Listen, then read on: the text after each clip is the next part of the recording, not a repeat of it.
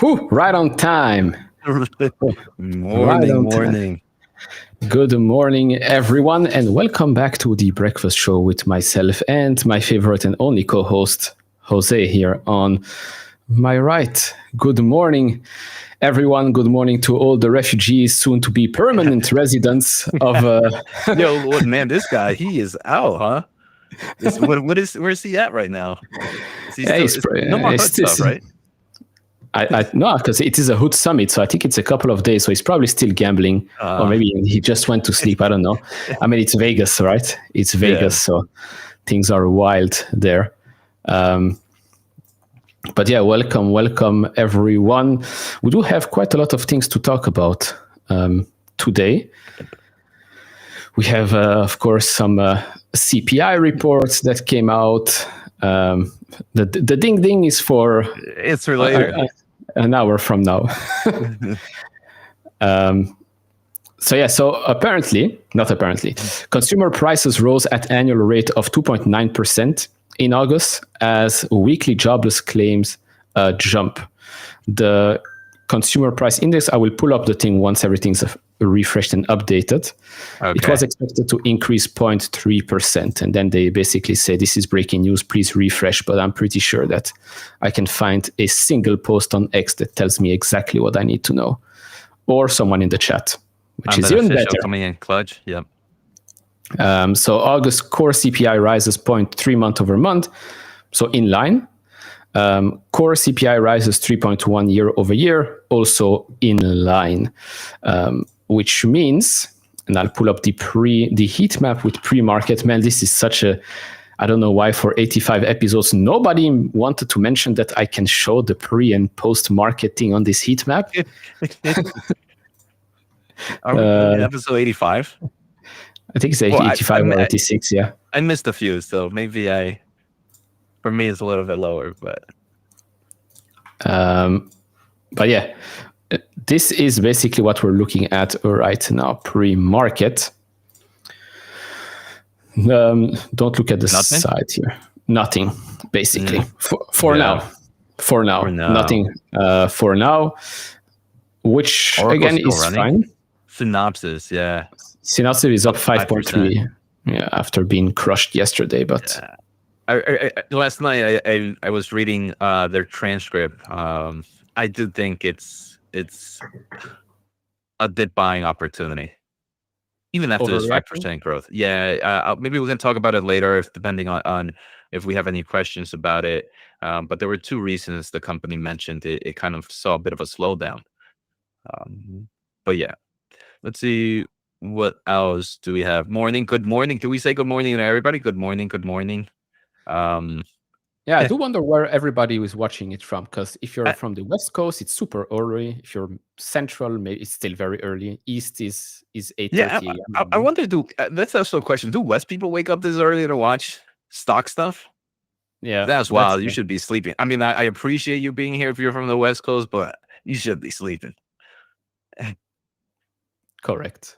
But I am curious. I am very curious to see. So wherever you're watching from, let us know in the chat, and we'll say if you deserve a cookie or not. If you're super late or super early. But even those that watch us during lunch, that's also cookie. The Florida guys. Another cookie. Oh, we have here a serious person, Peter. Yeah, that's serious. What time? Yeah, European it's afternoon already, right? Yeah, Portugal. Nice. So Portugal, bom dia. Yeah.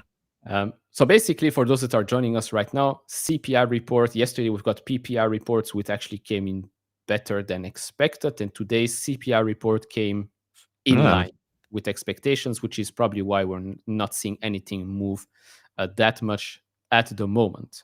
At the moment is very important to note here, because when the markets open, we do usually have more volume, and things can move quite rapidly. You are seeing here that AMD is down 1.5%, and the reason for that is this. What is it? I've never heard of them. You never heard of the Erste Group? Erste Group? I don't know.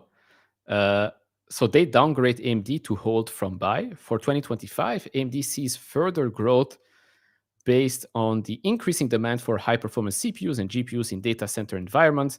The operating margin in recent quarters is lower than the sector average, and they explained, of course, why. They also said that the margins are expected to grow as they ramp up the MI350s, but I guess Hans Engel from Erste Group missed that.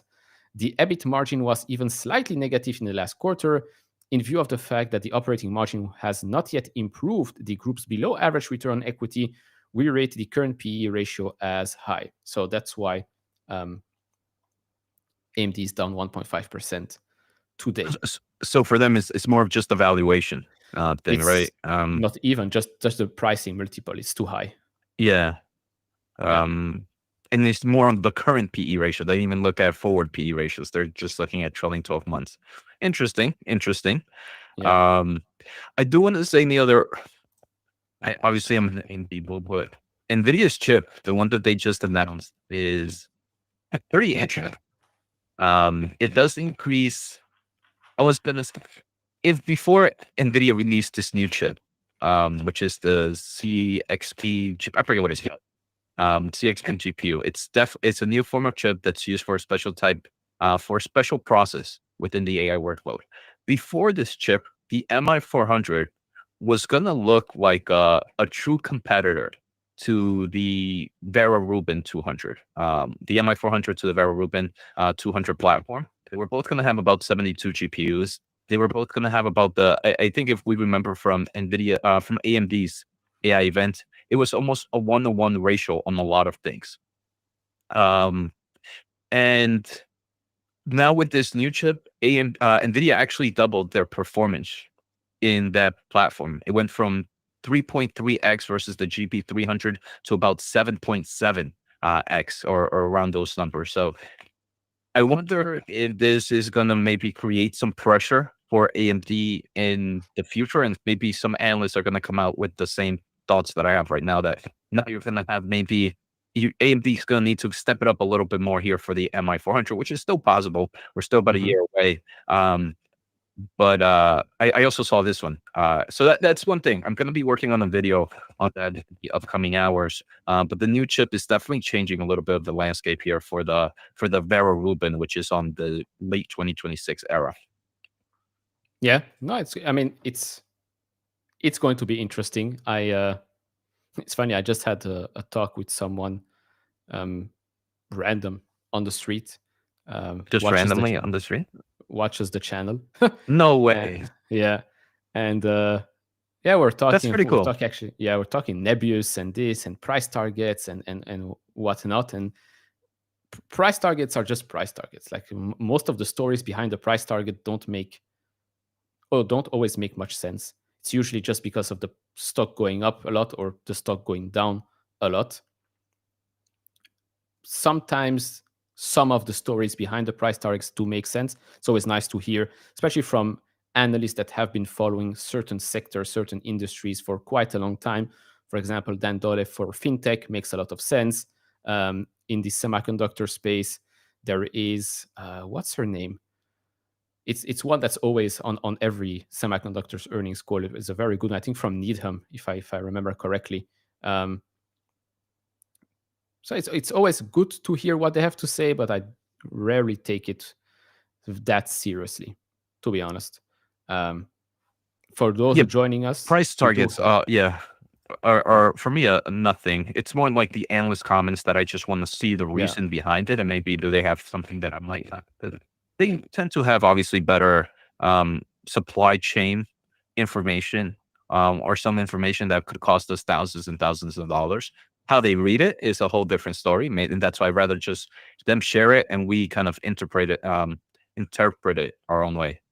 yeah, not correct. For those joining, these are the inflation numbers.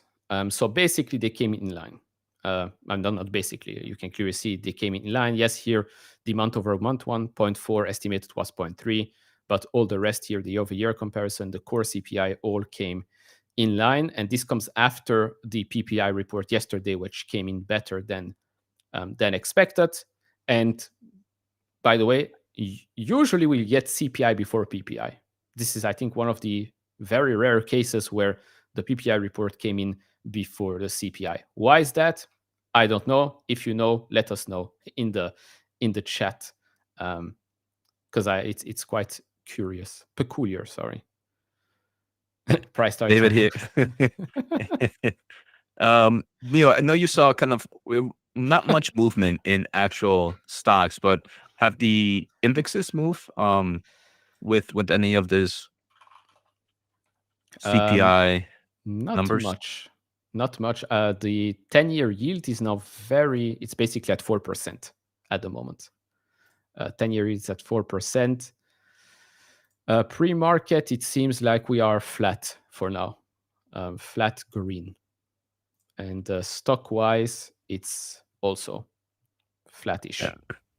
Flattish. I know Micron one of is up your. 5. Oh, Wait. wow. I wonder why. Yeah, because yesterday There were someone some said to rumors me, floating on the negative side of Micron. yes, But right? because yesterday someone sent me a message late.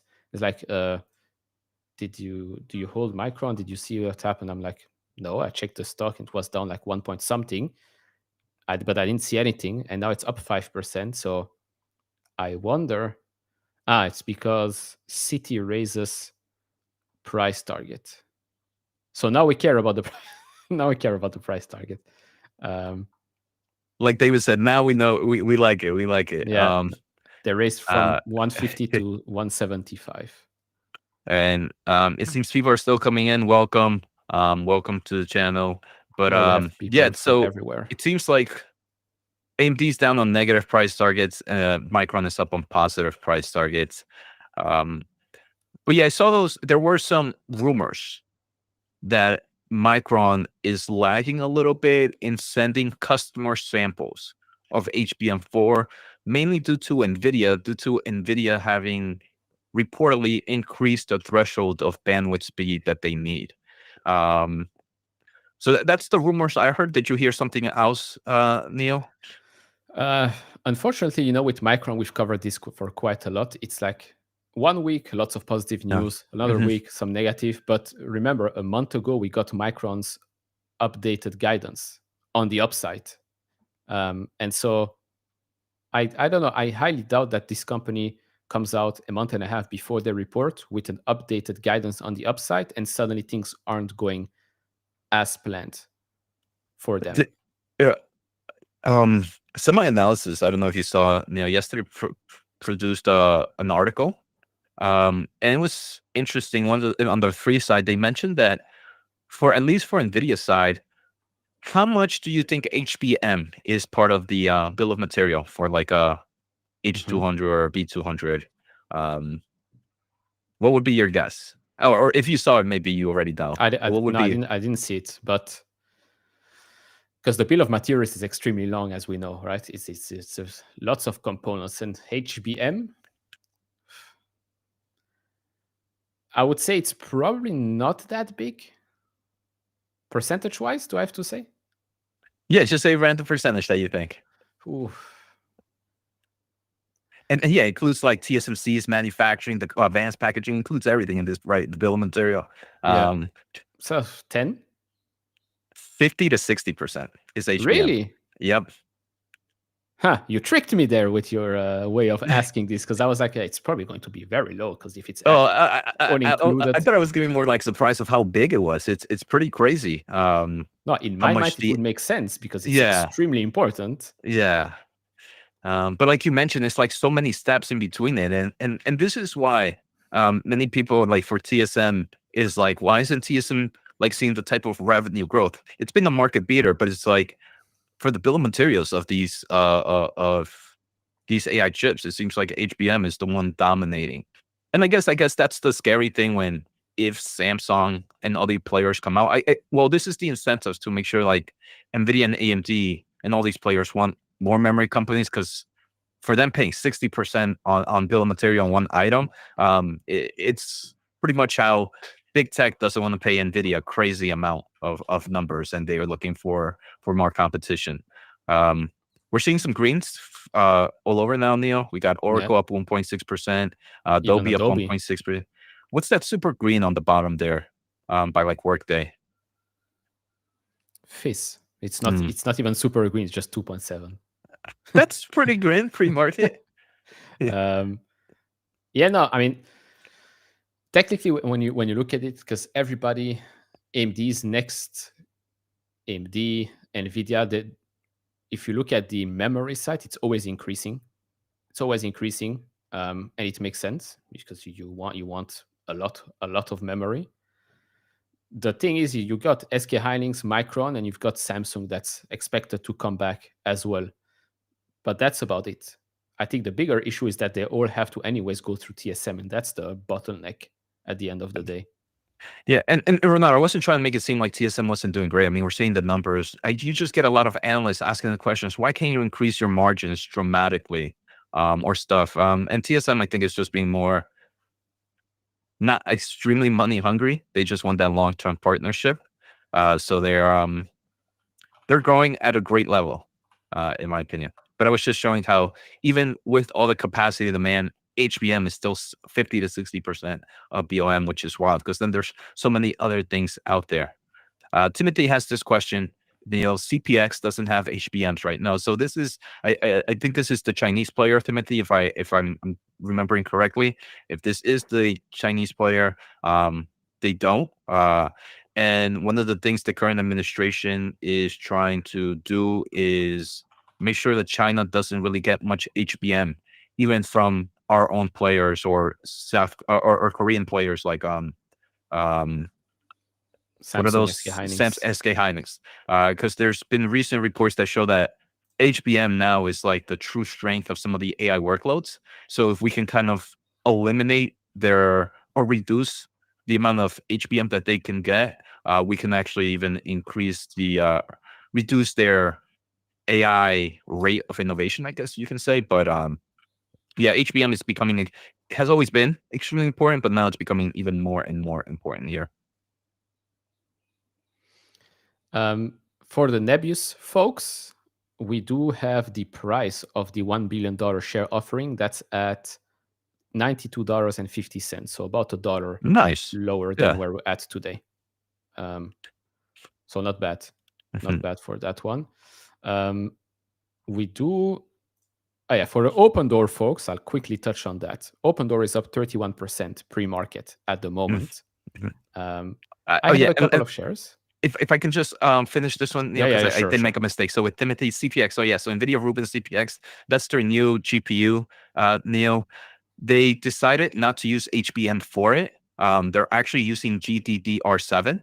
And the reason being is for that special process that is happening during the I forget what they call it, pre I forget the actual name. I don't want to butcher it. I'll make sure to have it properly in the video that I make. But during that process, HBM is not the important concept of it. It's kind of more the compute with it. So they decided not to use HBM in that side. And this is going to be great because currently how things are running is there was a process that you didn't need much HBM. And it was just creating this massive downgrade on return on investments. Now with this is you're going to use compute when it's needed. And then after that, when you really need the HBM for the post process or whatever it's called, that's when you're going to go to like your CPUs and stuff like that.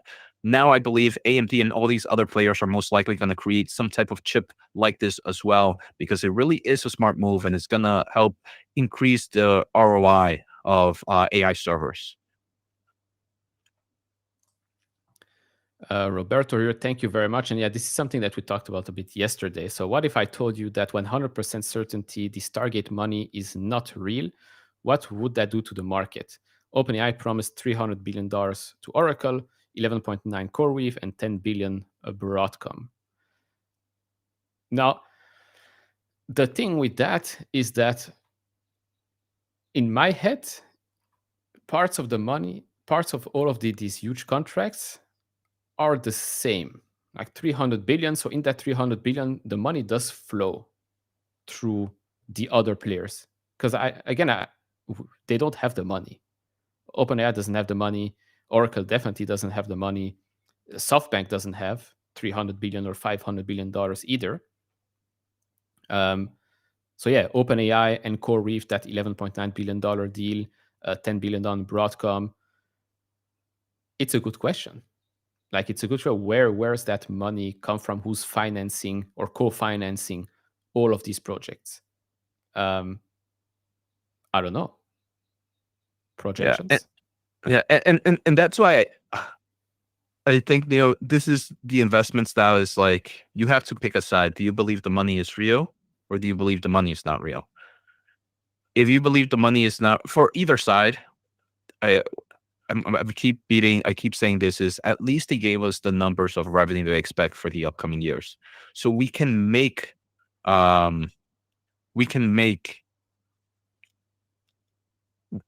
when the numbers come in, we can just quickly put it on a line table or something on the data and say, look, we're actually in line to what the company gave us. And that can give us an indication, look, at least right now, what they've said is true. So we can use that information that they gave us for the yearly revenue to make a quick investigation to make sure everything is looking smoothly. But again, I agree. Maybe some people just don't like it being from one customer. And they might just want to sell out of Oracle or some of these other companies. Yeah, because people need to understand backlog is not a certain revenue. Backlog can get canceled, can also increase as well, but can definitely get canceled.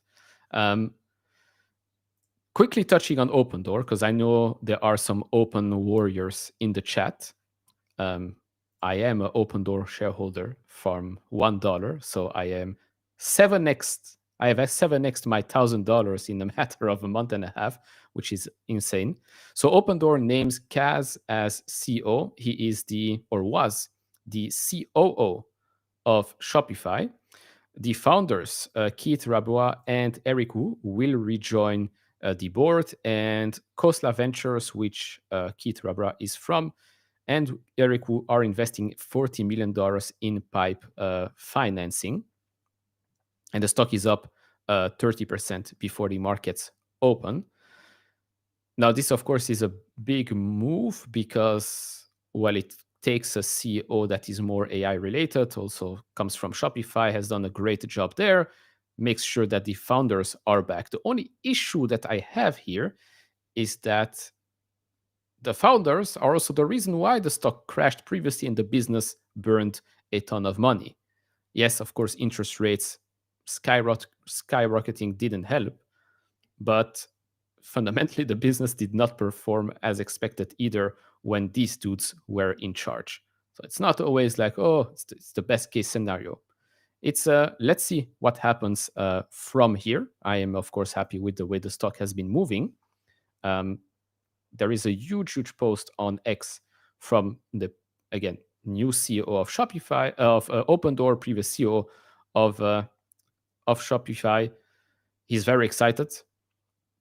I'm not going to read all of it, but if you want, you can go on his X account, Canada Cast, and read his whole explanation as to why he joined the company as a CEO. Of course, everybody's quite happy because now we're getting someone with a bit more, let's say, tech AI experience, and yeah, the stock is up.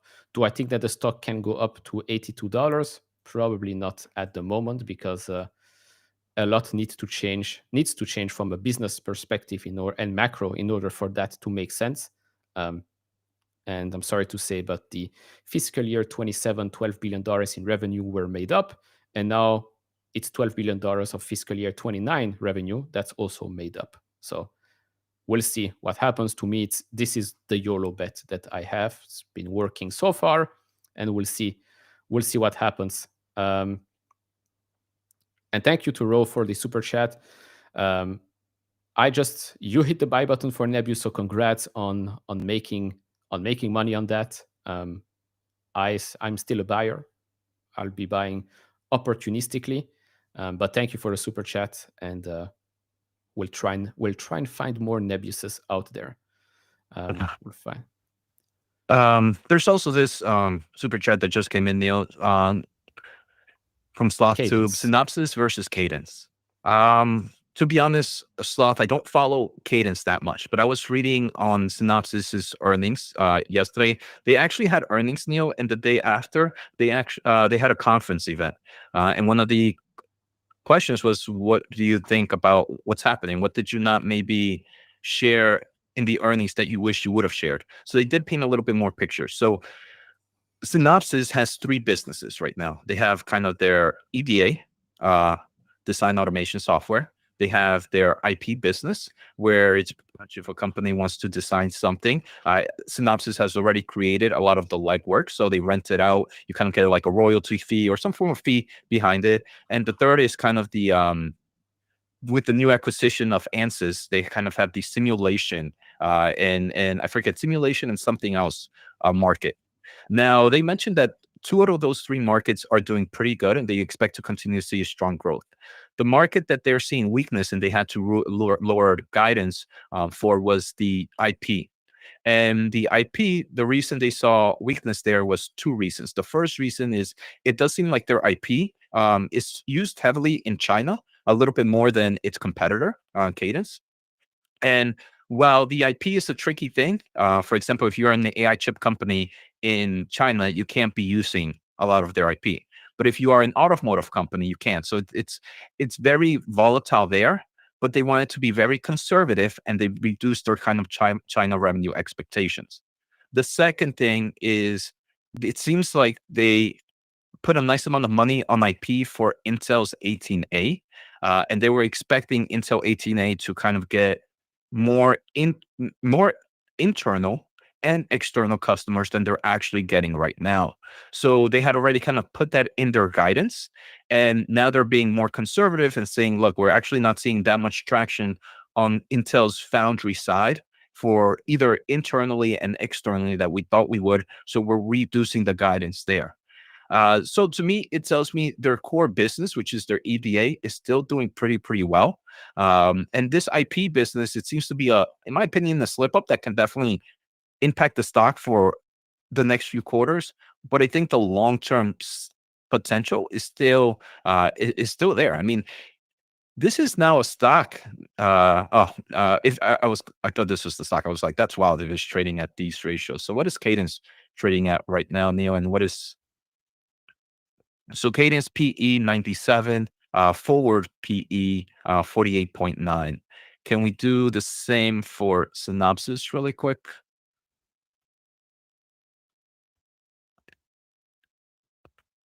Well, so even after this drop, it seems like this one was just a little bit more pricier than expected, because even the next 12 months PE is still 48. I mean, I do think there's a possibility for Synopsys to turn around. It seems this pain is going to be short-term pain, but I don't expect the stock to go up to 600 in the next quarter or two. It's a pain that's going to last for a few quarters, but the growth that they mentioned in their core businesses and with the Ansys acquisition, they're pretty excited about. So it seems like Synopsys, if you want the turnaround story, Cadence, if maybe you want the current winner in the market. Yeah, I mean, the thing with Synopsys now is now after such huge pullbacks, I think you have time. Like you probably have over a quarter to find out whether or not you want to jump in or not. And what could be a little bit painful for Synopsys is earnings just happened. So you can continuously maybe a little bit more downgrades in the upcoming days or even the upcoming weeks. And that could create even more of a negative selling pressure for the stock. So if you want a quick turnaround story, like you mentioned, Neil, I don't think that's going to happen here with Synopsys. But overall, from what I read last night on some of these conferences that they were in, it seems like the long-term potential of the stock is still pretty strong. There are some very interesting names in the chat. I do wonder how people, either is it auto-generated names or there's like broccoli Bitcoin. How do you get to this name? It's They quite were interesting. they were eating broccoli while buying Bitcoin. Come on, Neil. It's They like the guy bought that broccoli bought with pizza with Bitcoin. Yeah.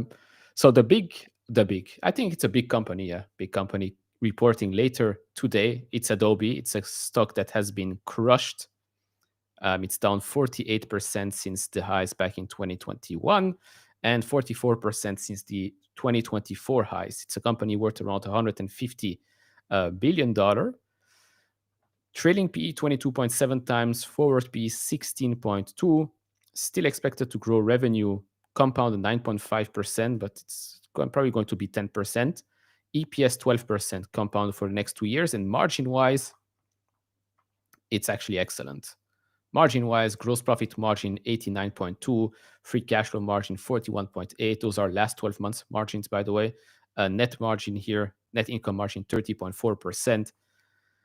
But of course, the narrative right now is that AI is going to destroy the business, or AI is going to slow the business down. Now, the expected figure for today is $5.9 billion in revenue. Earnings per share is expected to be at $5.18, and as you can see, still expected to grow. Free cash flow is quite lumpy here. So free cash flow is expected to drop to just over $2 billion for Adobe right now. If we're looking at the trends here, if we go to cash flow statement, let's see, free cash flows and the growth, we get this. Actually, let's just pull the last couple of years, makes more sense, and the upcoming years, expected growth. This is basically what free cash flow has done for Adobe and what's it expected to do in the coming fiscal year. So still expected to grow very, very low double digits, but still expected to grow. The question, again, is AI a tailwind or is AI a headwind for them?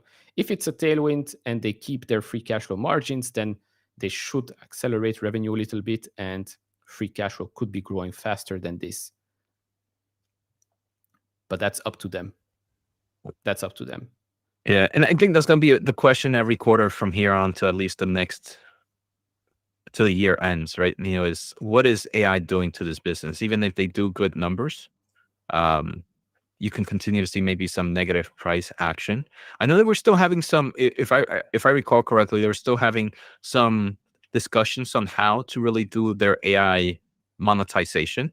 They've changed their plan a few times throughout the past year. I wonder if they finally finalized it, and that can also just help out and kind of calm some nerves from investors. Hopefully it pulls out a little bit like GitLab. GitLab kind of went down after earnings, but we're kind of reaching on some nice levels today. I thought we saw some new David, I'm thinking of David now. Price targets matter when they're good. We did see a new price target today. It's creating some momentum. I forget what company it was. I think it was Citi, maybe not Citi, but they initiated with the $70 price target on GitLab. So it could be that maybe eventually we start to see this sentiment away from AI is eating software to maybe AI might be helping software in some of these spaces. Yeah, I mean the thing is that they expect to exceed $250 million in AI direct ARR book of business by the end of fiscal 25. This number did not, like this term did not exist 12 months ago. And I'm pretty sure that Adobe thought, okay, we're going to give the market this AI number and they'll be happy with that. The problem is it's just $250 million in ARR, which is peanuts compared to the $23 billion that they expect to generate in revenue for the fiscal year. So they will have to tell a better story with regards to AI. As a company in the creative space, they should be doing a much better social media campaign. Like if you have all of those models available in Firefly, why don't you come out with like creative ways, viral posts on Instagram, on LinkedIn, on X, whatever? Because I mean, you're Adobe, you're supposed to come out with super cool That is true. Yeah. images and videos. Like Gemini with their Nano Banana, they came out like with some crazy things in the last couple of weeks, and it went viral. But Adobe, for some reason, they did not get the mess. I mean, I sent them the message. Hopefully it will change something. You asked Adobe too. You're asking everybody or tweeting, whatever it's called. No. Did you This time tell them? I had an actual email conversation with them. Oh wow. Yeah. Active they, investor live no. here. So they got the message. I know that they got the message. I'm not even a shareholder. This is the whole thing. I'm not even a shareholder of Adobe, but it just like it's such easy things to do that I don't know. Just put me on the board. A new movement here. But yeah, if we have any questions, feel free to post. We usually take any questions you guys might have. Up or down, Adobe? What do you think? 350. Can I just look at a chart real quick? It doesn't even have to be anything, just even from here. Yeah, but here this doesn't tell you. Oh, this much. is 5 year. I'll put the other chart. I'm gonna go up, so that means down, but I'm gonna go up. Chat, up or down? On Adobe. Let us know. I'll say up. I'll say up here as well. I don't know by how much, but I say up. I also set up Salesforce, but Salesforce went down after the report, but did like it went down, did recover. Now we're down actually a little bit more. But yeah, Adobe up or down after hours. Let us know. And then if you have other questions about other semiconductors, AI companies, fintech companies as well, do let us know. I do know that we have some.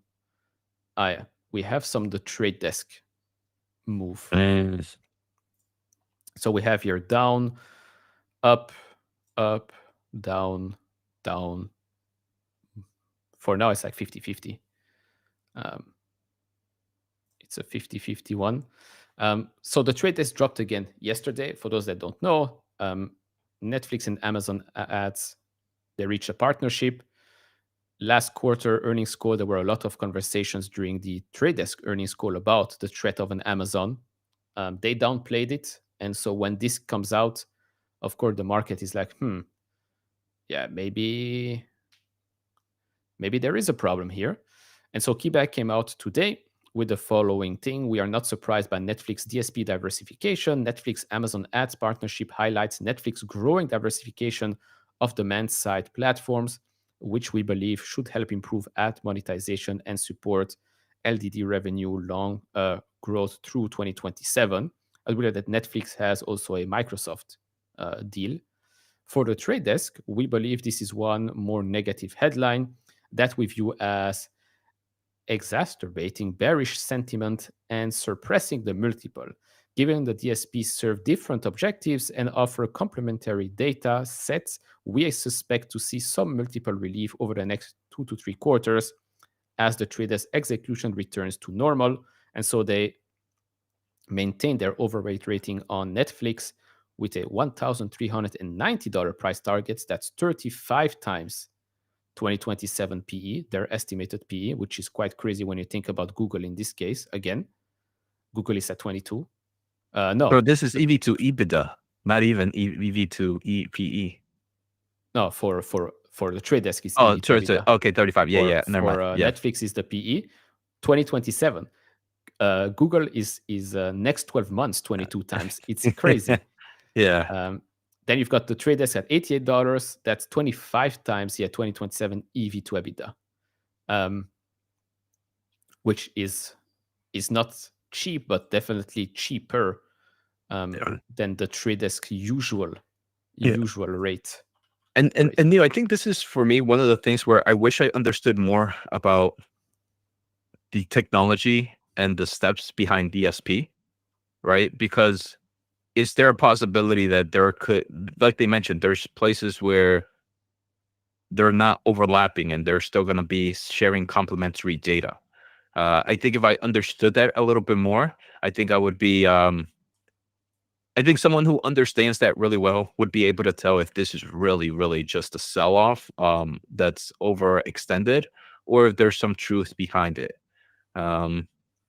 Maybe I might just chat with OpenAI, with ChatGPT for the next few hours to see if I can learn this a little bit more.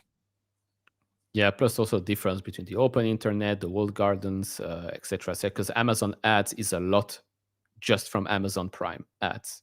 But Netflix is a bit different. So for those that don't know, this huge drop here in the trade desk is because they missed their own guidance for the first time in 8 years. Plus, the stock was extremely expensive at $123. So a PE of I don't know how much.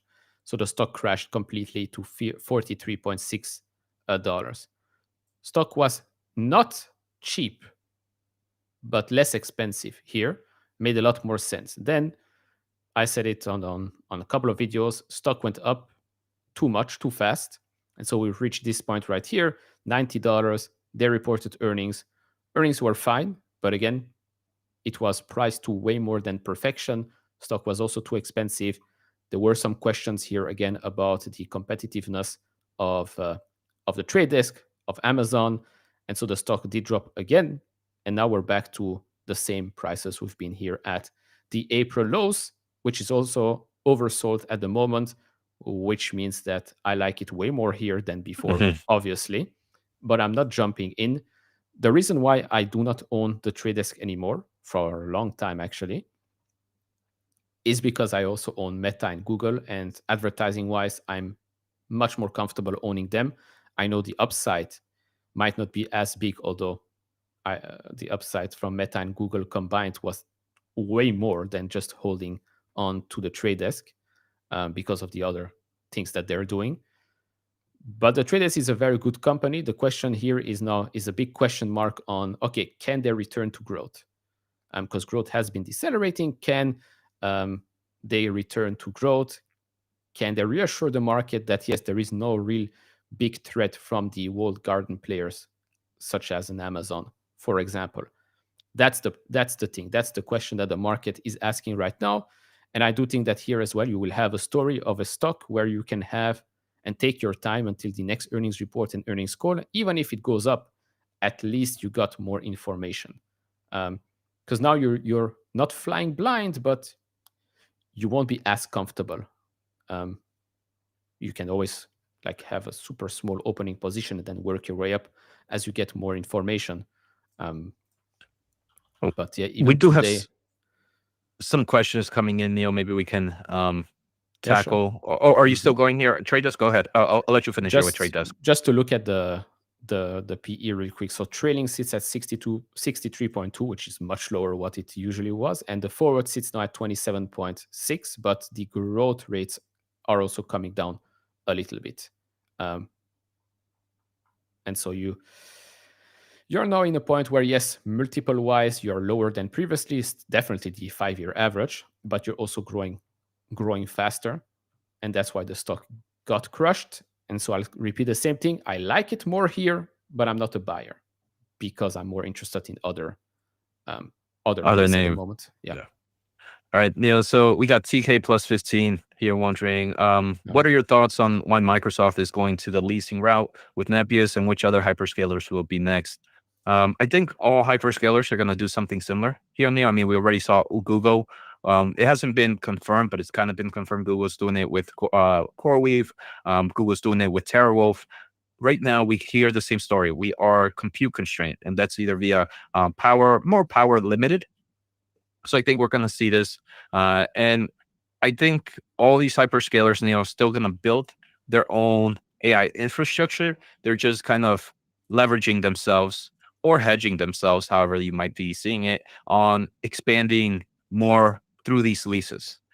With these leases, right, they have the opportunity, if once they're done, to stop doing it. And now they don't have to worry about those expenses anymore. If they want to, they can even increase the lease later on so they can build more capacity. So for them, they built their own, and now they have kind of this leverage or hedge, depending on how you see it, for more compute. Any other thoughts that you might have there, Neo? Or not, I'll jump to another one. No, I agree. I agree with you. And by the way, this is a comment from X.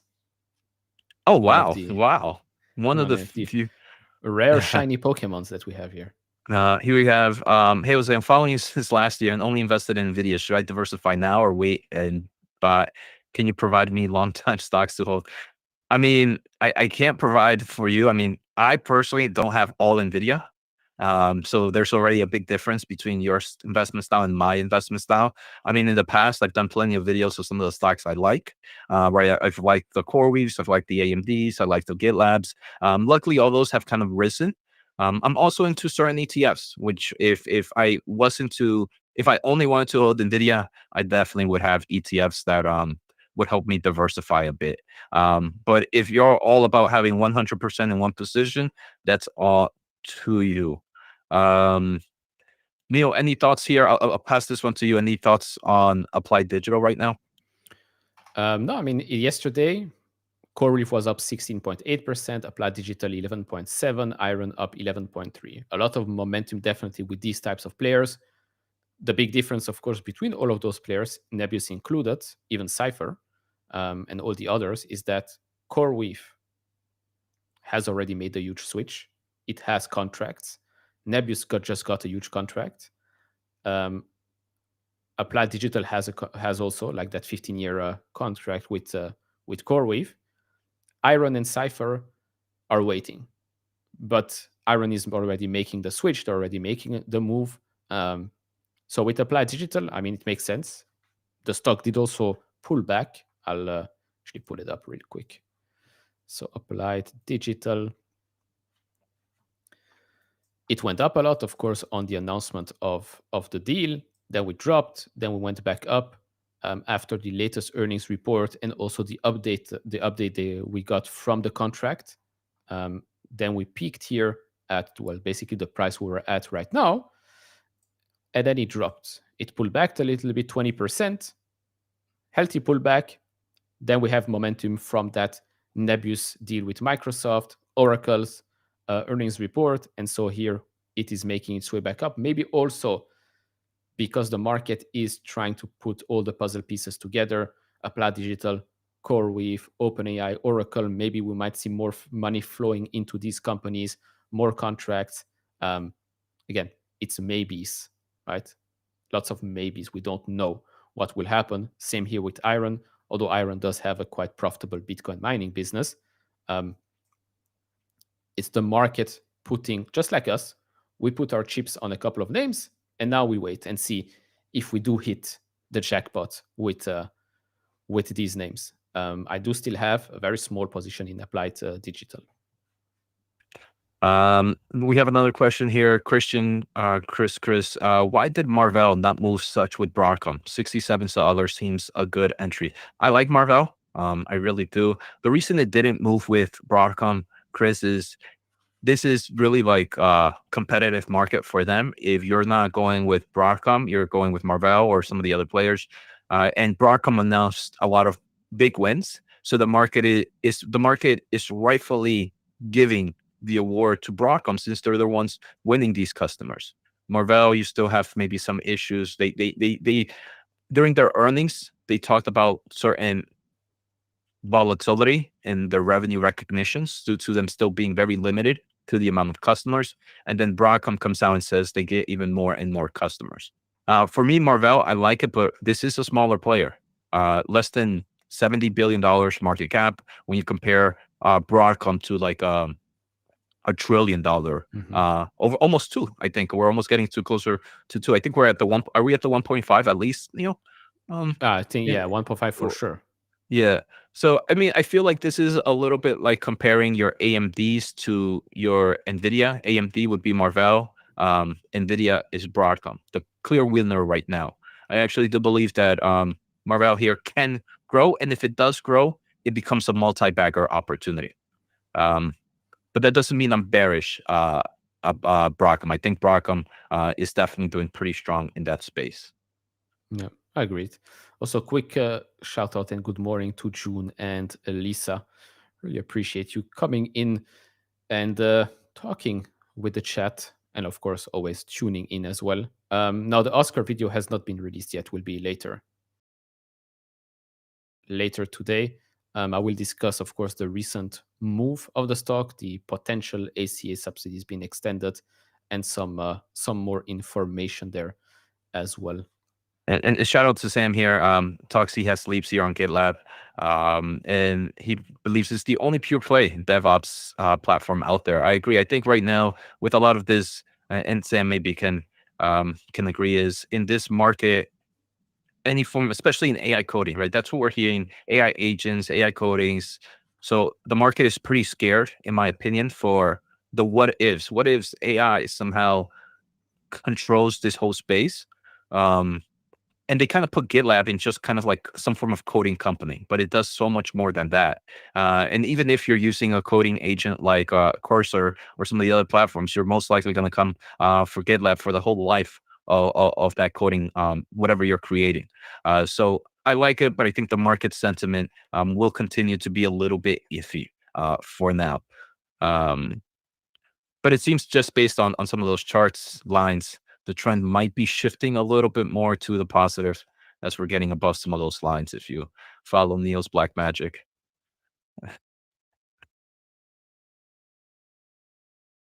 Wow. Duolingo yesterday was up 4.5%. Actually, we have a question here. And today it's up $10 pre-market. So I don't know what happened. Maybe there is an announcement. Maybe the auto translate AirPods or earbuds or whatever are not going to be the end of the company. But why do you think? I mean, it's going up after being crushed. So just the market maybe figuring out that actually there is quite a lot of value here in that very profitable and growing business. And so, yeah, right now I don't see anything that gives me an explanation as to why stock is up another 3.5%. But I'm not going to complain because previously the stock was down continuously 3% each and every day. And so, yeah, that's Duolingo. I have a very small position in it. Dead cat bounce for Duolingo? Maybe, or it just found the bottom, just like back here in March. Could very well be, because again, if you look at the business, it's a very solid business with high margins, high free cash flow margins, definitely. And so I do think that the fears were overblown, and I also say that the stock was very expensive here at $500 and something for sure. And yes, 5 minutes from now we will have our ding ding ding.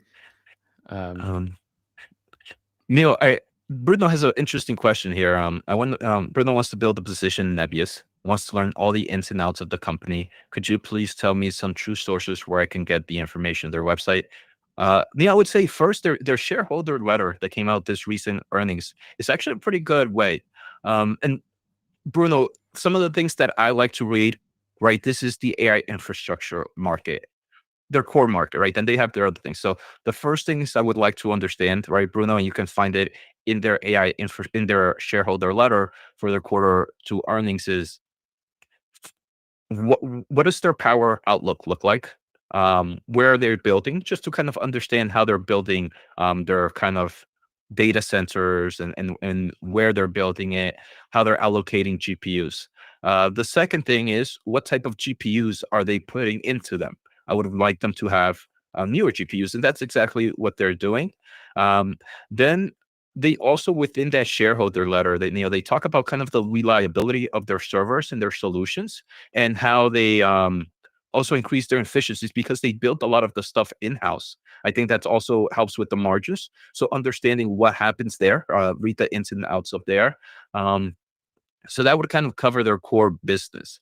Then from there, I would like to learn more about kind of their other growth opportunities. They talk a little bit about kind of their AV ride, about some of the other AI pushes that they're doing, and some of the AI investments. So I think if you at least understand those concepts right there, you have a very good base of Nebius, and then you can kind of see where you want to learn a little bit more.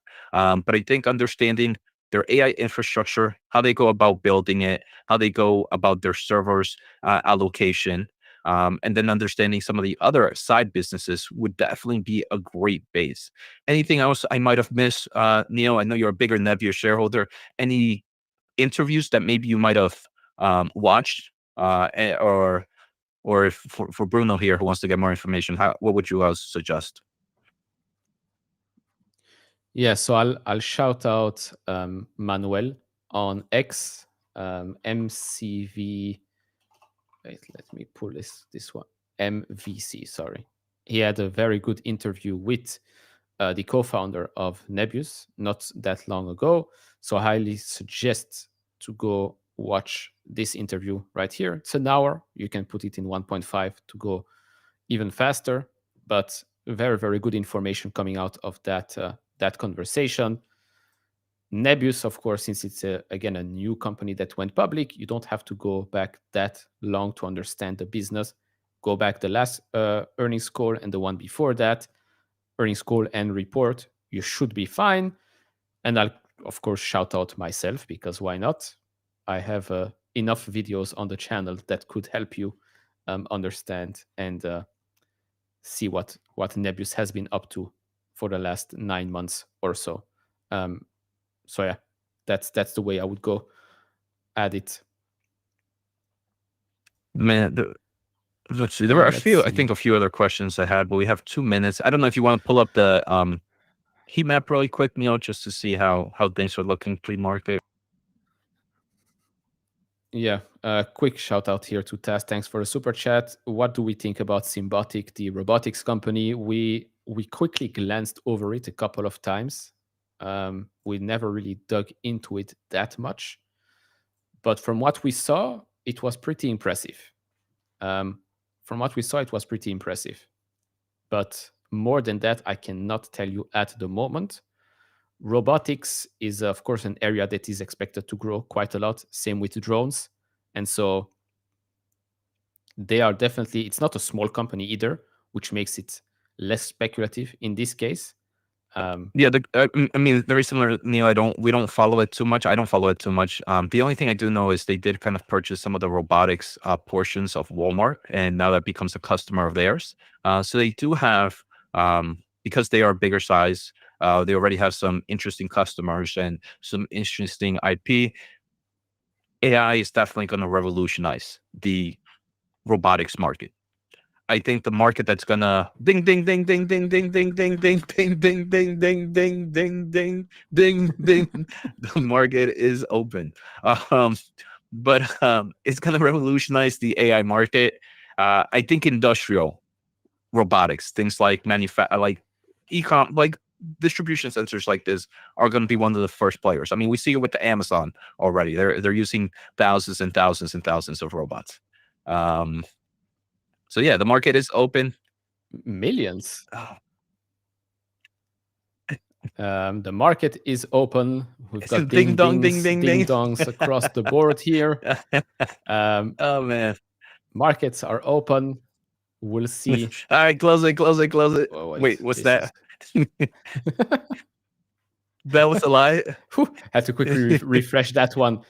We had to quickly refresh one here because that was quite scary. Yeah, that was quite wild. scary. So what do we have now is Micron up 6%, Duolingo 4, Oscar 2, HIMS 2, Micron about to hit Bitmine 150. 1.2, United Health. Very nice. Other than that, the others are quite weak today. The big losers for now are Iron down 3.7, Applied Digital 1.5, CoreWeave 1.2, Novo Nordisk 1, AST Space Mobile 0.5, Marvel 0.3, Nebius 0.3 as well. Zeta is flat, but we'll give the market a couple of minutes because then it becomes a bit more interesting to look at the yeah. And if anything, Neil, maybe just a quick refresh on moves. CPI. I know we covered it already, but there might be some people joining. Yes, so CPI came in line. I'll pull up again the actual numbers real quick. CPI, where are you at? And then just looking here, energy, it seems like oil and gas is down. I mean, we saw major reds there. This is basically what the CPI came in at. In line, the only thing that was a bit higher was the month-over-month one, 0.4 compared to the 0.3, but all the rest core year-over-year, month-over-month were in line with expectations. Going back to the names that we follow, we do now have, voila, a little bit more green, which is always very welcome. Micron up 9%. This cannot be just from one analyst. It's impossible. Yeah, no. I wonder what's from one analyst. Definitely not, unless it was a complete 180. Is it 180? Yeah, because 360 will be the same. 180 from the analyst where he was completely bearish and now has transformed bullish. No, he had 150. He had $150 this guy. as price target. Yeah, nice. So, it's quite crazy. Duolingo up 3.5 right now. HIMS 3. All the rest are green, but not by much. The red ones are also recovering a little bit. So Iron now only 1.4. Novo Nordisk 0.3. Google basically flat here. Still very close to all time. Very much overbought. Very, very much overbought. Google right now. Meta is flat. Where's my darling PayPal? It's point there. Always hiding from me. Here you are. It's a great day for PayPal, right? Look, a great day, and suddenly, poof, red. And I was looking at my tradings, my list here, and I have a semiconductor, pretty green around the map. It does seem like the semiconductor market is doing pretty strong, and it's not just kind of like the advanced players. I was looking, Wolf obviously has to be up, right? Up 10% today after, I don't know, whatever bankruptcy plan it announced today. Micron, like we saw, up 9%. Synopsys up 8.3%. Lam Research, it seems like a lot of semi equipment are also up. So I wonder if someone's providing some great commentary there. Lam Research up 4%, Onto up 3%, Air Technologies, another equipment space, up 3%. We have Click up 2.5%. We have Applied Materials up 2%, Camtech, Plaque, all these are up about 2%. Even ASML up about 1.5%. So I haven't seen anything. Because we've been busy here, having fun here, but there's definitely seems some excitement today on the semiconductor, at least equipment side. For those equipment players to be moving 2 to 3%, there has to be something out right now. Man, and Lam Research is almost at all-time highs. Crazy. Quite crazy. When are your PayPal options? So I have $100 March 26. I added now June 26, also $100, and I have $120 January 27. So I do give them some time. Like I gave them for the March one, it's 2 quarters. For the June, it's 3 quarters, and then of course for January 27, it's a year and a half basically. So I have time still. I'm of course already underwater on them, but I have time for them to convince the market that growth is coming back. I mean, they're growing, but it should accelerate. From Braintree, from Venmo, from the buy now pay later business. I am still pushing my post on X for those that are new here, because I need Alex Chris to see my post on X with regards to PayPal, because I do think that announcing an accelerated buyback, just like Uber did at the start of the year, is a necessary move. Uber announced an accelerated buyback at the start of the year of $1.5 billion, and the stock is up 50% still since. And so I do believe that PayPal should accelerate buybacks right now, announce that they're buying now $1 billion of buybacks of shares, or Alex Chris buys shares. Insider buying could also be a good message. So if you're on X, please retweet this or tag Alex Chris in the comment so he sees this. We have power as a retail. We do have power, so might as well use it, because it is a joke right now how cheap this thing is. But yeah, we will be winning one day. I was trying to see if there was anything happening in the semiconductor space that's really booming. I haven't seen anything. Yeah, Micron up 10%. Pretty wild. That's crazy. What is this? I'm gonna open my portfolio, and if you guys see me smile, no, maybe not. I'll do it later. It's crazy. My average is $90 with Micron, which means this is like a market killer for me. Insane. What is Alibaba doing today? Up, down, up a little bit. Up 3%. Nice. Back to the highs from March. Let's hope we do go a bit higher, or we stay here for a while. Open Door. Yeah, I'm surprised you haven't talked about that. You did talk about it. I did. You did. I was paying attention. Wow. $8. Crazy. $8 up 36% today. To all the Open Door shareholders here, congratulations. I congratulate myself as well. Wow, that's crazy.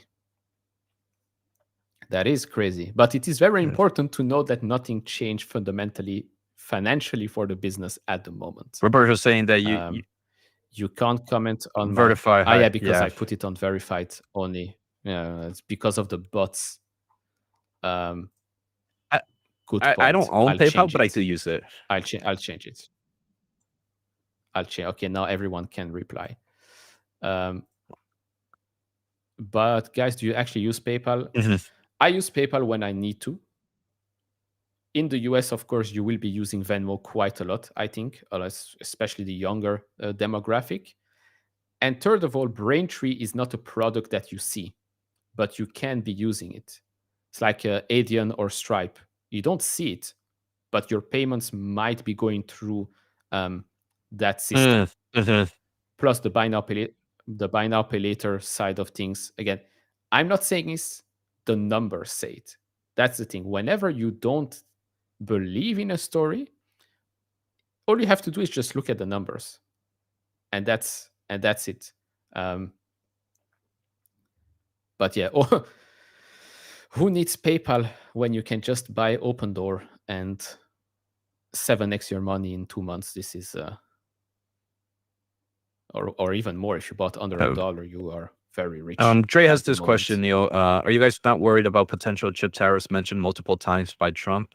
I'm personally not. Most of the chips companies that I own are very dependent on TSMC. TSMC has already announced that they are building a lot here in the United States, and they're investing a lot in the United States. And Trump has said, if you're just investing a lot, you don't have to build them all. You kind of get that kind of pass. So because of that, I'm not too worried about it. The other thing is, usually here for the United States, you don't tend to get a lot of chips coming into the US.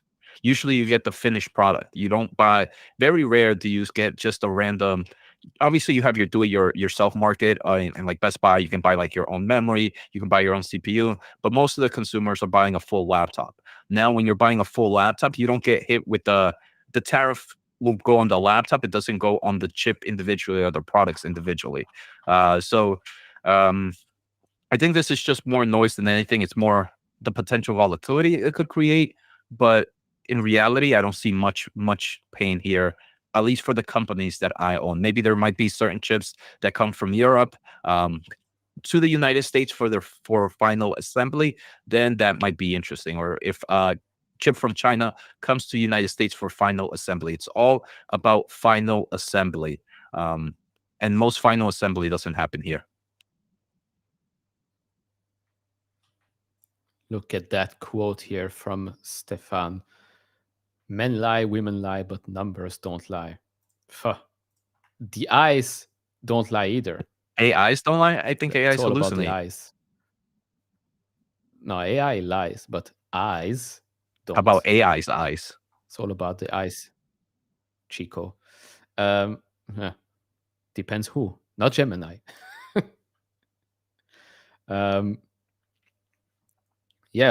Okay, so CoreWeave. I'll just explain the black magic here. This is the 50-day moving average. That's wild. Back in August, it went above. It didn't stay above. It is trying now, but it seems like it is not staying above. But now it has that other black magic line under it. Was that 200 or 50? Yeah, but now it 100? has 100. This is 50. This is 100. So now it can maybe find support at 110.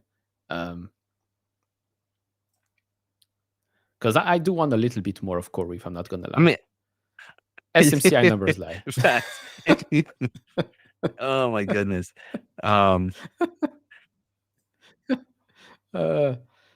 That is semi-true, pun intended. What are they doing today on this beautiful Thursday? I think Thursday. Yeah, man, it's flat within that band of somewhere in the middle. I don't know any of this. It's just there was a question that I wanted to ask. Yes. Let's see. Anything good?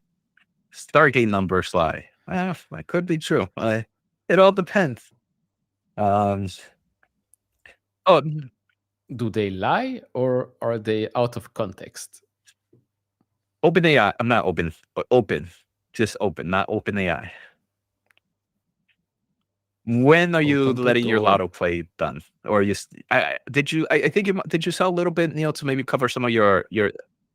I sold my initial. For full disclosure, I only put $1,000 in. I pulled it out already. All the rest is casino money, which is doing really good at the moment. Sell it. Let's go to Vegas. Deal. All right, we're in there. Yeah, 2026. Open $10 today. I mean, you never know with these things. Oracle is pulling back a little bit after being up Roberto so here much. goading the stock. That's why. But we do see some pockets of greens around. Arista Network also killing it. In that up about 2.5%. We see that Micron up around that 10.4. AMD red. Clack and Click. Click and Clack. We're both doing good. Synopsys, man, yeah, 7%. 7%. Nvda is holding 0.4, 0.5. Yeah, Loki Bloom is is holding. rising still. That's Nebius the one down. that I know people were mentioning is very strong with Oracle's power, I think. So Bloom Energy.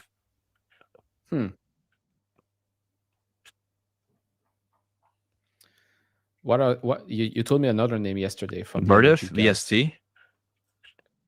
I think it was Bloom. No, Vistron. Was it only Bloom? Oh, Was it GEV. Yeah, what's another one? Was It's another kind one? of the outside of General Dynamics. Not General Dynamics. Oops, that's where I used to work on. General Electric. Only 1.3% Yeah. at the moment. Yeah. Interesting. The BMNR is up 6.8% today. Interesting. This one's been ripping too. AST, I don't know how it's doing today. QuantumScape. I know they announced QuantumScape? like some thing with they pulled down, but I think they announced that their battery is being used by Volkswagen a little bit more. Even though it's not a quantum company, it's the battery places. It has quantum in the name. Yeah. But they definitely are moving in the right direction. Cypher is ripping. Sam here saying Astera Labs is also doing really well. Yeah. Wow. Very nice. Very nice. I also like this comment someone mentioned. There's some truth to it. If you're willing to buy CoreWeave at 100, why not sell a put at 110? And I think at the current one, it gives you like a $10 premium. Or a $9 premium. So you're pretty much paying $101 for it. Or you just keep the $900 if it doesn't hit it. I would do something like this, but I'm already liking my position size.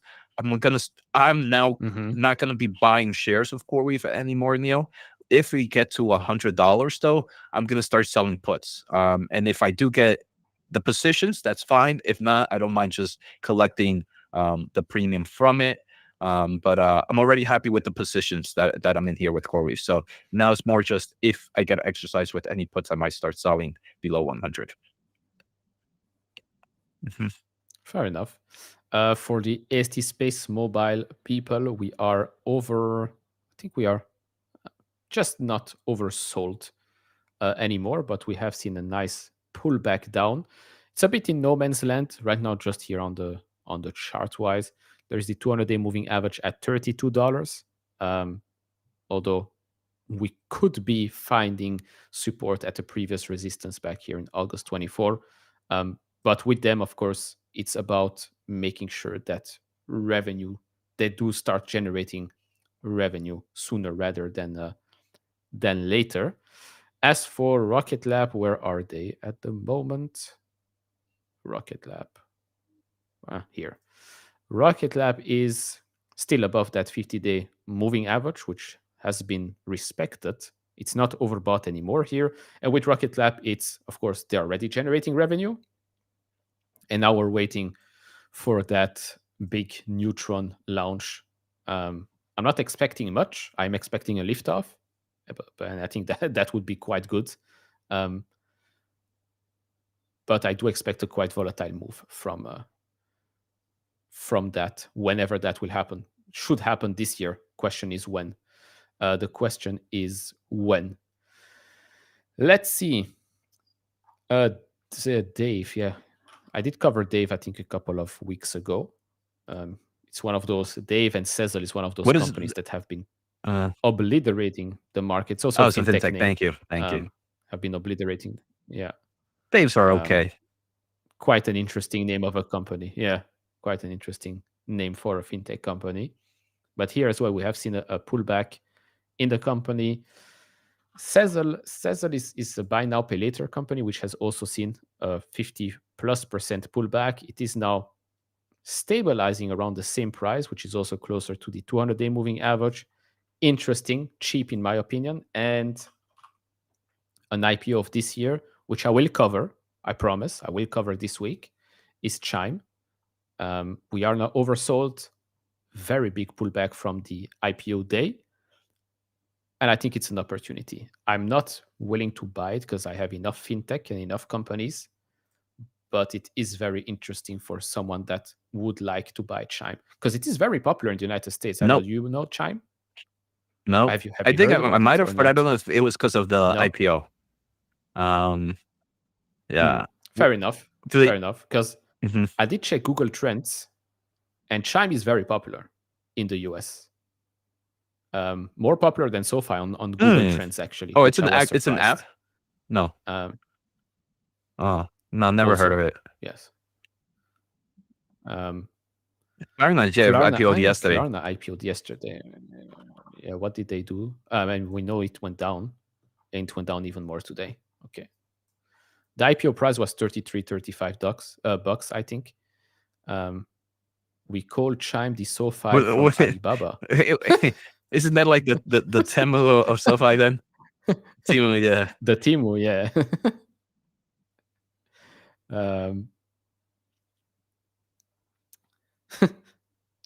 Good one. What is Figma doing? And then I think we can close out right now and let everyone have a wonderful I'm getting hungry. day. Oh Figma man. is also And when I'm stabilizing. hungry, I get Yeah, hangry. Figma is. But then you look at your portfolio and you're like happy. I'm happy and angry. I make bad food choices.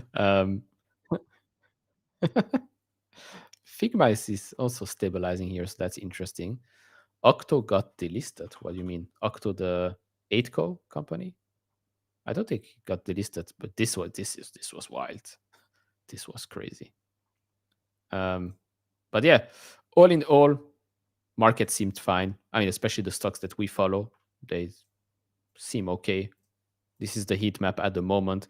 Oracle is pulling back a little bit, Broadcom a little bit, and AMD is down a little bit because an analyst unknown decided to say something. Yeah.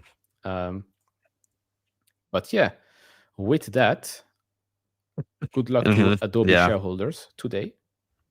Happy. I don't think it would be Semiconductors. horrible. Semiconductors are doing good. So. Yep. Ticker changed apparently for Octo. Yeah, ticker changed for Octo. That is true. They went with something else. Orb, I think Orb, because of the WorldCoin thing and the scanning irises, creepy stuff. RF semiconductors are critical for a lot cool. of technology. So, I mean, if you're innovating in anything in the semiconductor space, you're going to need RF products. Now, it's a competitive space. There's definitely some unique players out there. But yeah, it's competitive. There's some unique players. Time is one that I used to use a lot in my engineering days as an engineer. So, yeah, a lot of products. You need it. It's needed.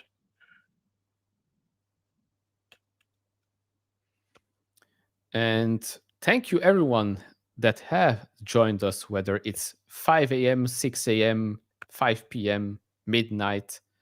GitLab broke 50. Very nice. We appreciate everyone joining us today and for the last couple of days as well. Whether you are new here or not, we do hope you become permanent citizens, but we can understand if you're only here on holiday. Holidays is okay too. We shall be back. Holiday is fine, but you can stay. You can stay for longer. So we wish you all a wonderful day, wonderful rest of the week, and we shall see each other